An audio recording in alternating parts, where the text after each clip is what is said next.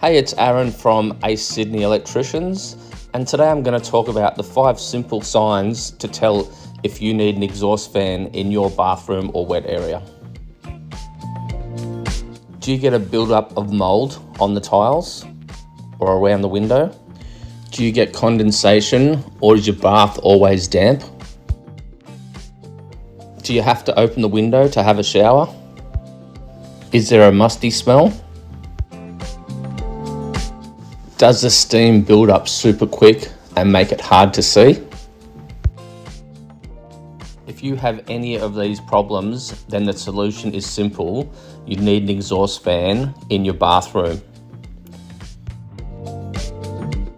If you're in Sydney and you want us to come and do an audit of your bathroom and give you a quote on what the best way to ventilate it is, then give us a call on 1300 796 500 or visit us at www.acesydneyelectricians.com.au. Thanks for listening and have a great day.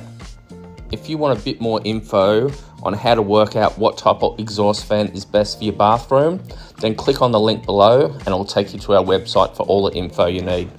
Thanks for watching and have a great day.